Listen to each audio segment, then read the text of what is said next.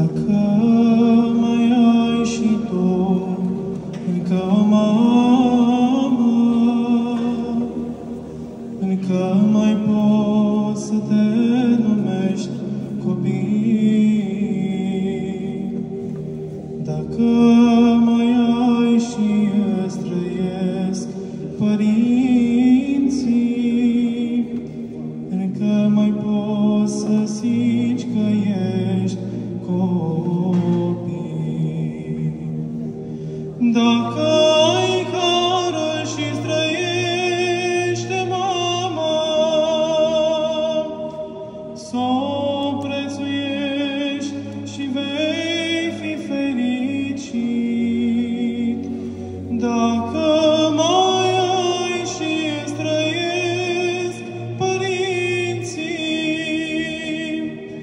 ai cui să-i spui atunci când ești lovit. Când capul ți așezai la pieptul mamei, tot sufletul îți era mângâiat.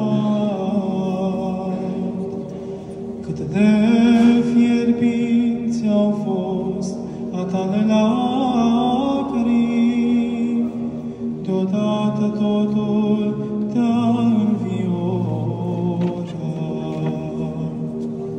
Acum când poți să le mai duci o floare, un zâmbetul ce te va întâmpina, părinților, mai treceți pragul casei și sufletul lor se va înviora. Părinții tăi doresc să-i lași aproape de sufletul tău cât ei mai trăiesc. Și când nu știi, în taină ei veghează, în rugăciune ei te sprijinesc. Și iată, mama ta cum dorește,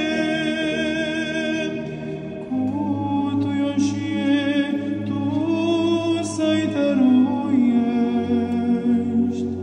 dragostea ei mereu și-o jertfește, iar osteneala ei s-o prețuiești. Mai poți ca să săruți aceea mână ce, îngrijindu-te, a obosit. Cu dragoste ia-i dreapta și-o sărută, ce pentru tine a îmbătrânit. Mai poți să dai azi florile iubirii părinților din casa ce-ai crescut. Nu la mormânt le trebuie trandafirii,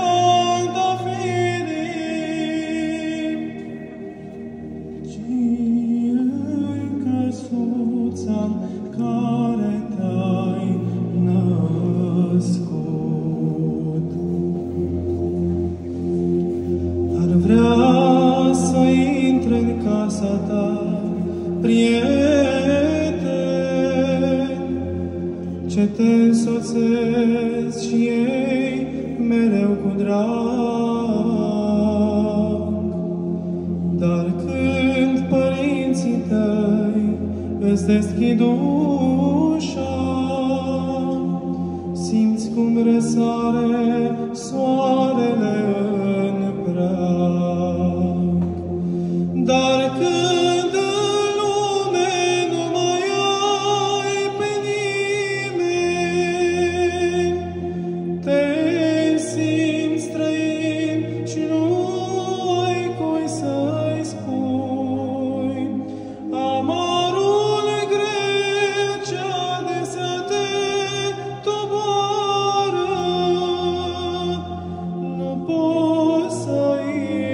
stăm